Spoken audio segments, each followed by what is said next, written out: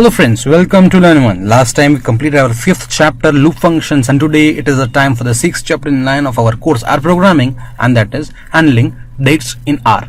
Multiple topics here also, and today we are going to discuss the first topic, and that is how to handle dates in R, and we are going to see it theoretically.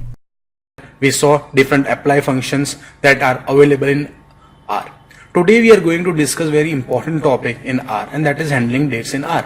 So whenever you have a data set, for example, let's say you have a sales data and you want to analyze the month by month sale, you want to analyze day by day sale, you want to analyze year by year sale, then the dates are very important part, and you can compare the sales date wise only.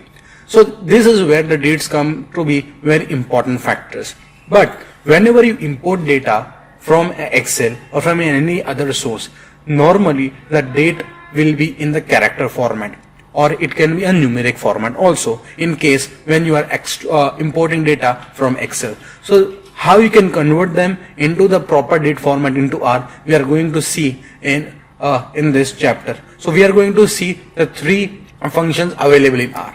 The very first one will be the date function, which is available in the base package. Second will be the POSIX function. Along in that, we are also going to see the strip time function, and last we are going to see Lubridate package. This package is the customized package which is donated into the R environment, and the very first 2 are the base package. So let us move on with the very first package, the very first topic of our chapter, and that is the date function.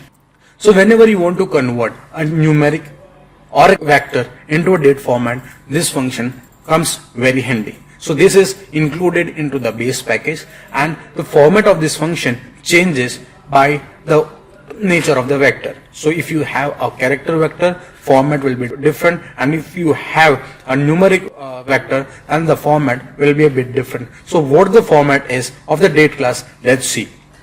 So you can see the format or the date function. You say s.date, you will give the entry. For if you are mentioning a number there, then you have to mention the origin. If you are mentioning the character vector, then you have to give its format. If you want to convert into POSIX function, then you are going to use the time zones available in it.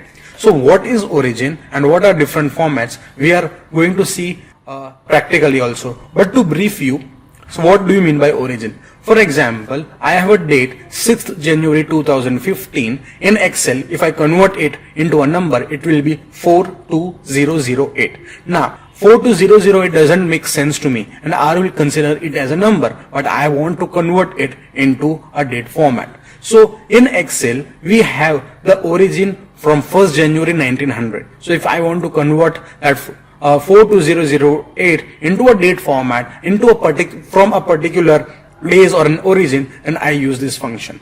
Fine. So what are the details are there, we are going to see practically for this function.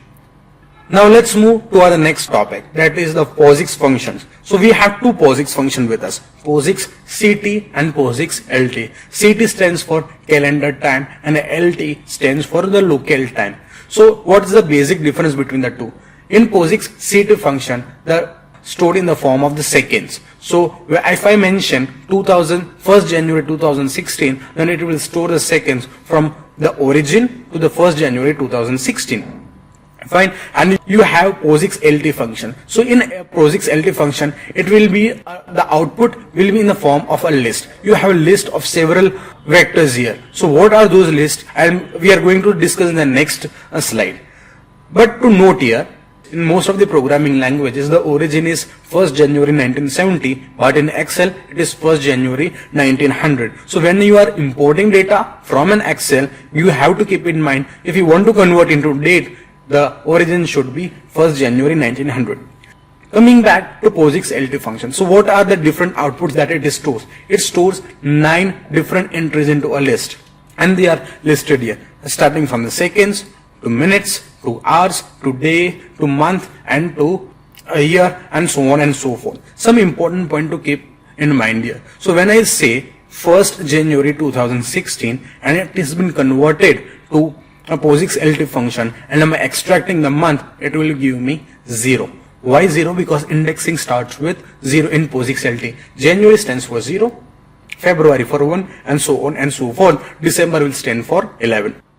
The year part, the year will be in the form of subtraction of the given year from the origin. For example, if the origin is 1st January 1900 and I am giving a date of 1st January 2016, if I am extracting year part from this, it is going to give me 116, because from 1900 to 2016 we have spent 116 years. So these are some of the important points, some of the indexing you always need to keep in mind. So this was about POSIX CT and POSIX LT functions. You also have a strip time function with you.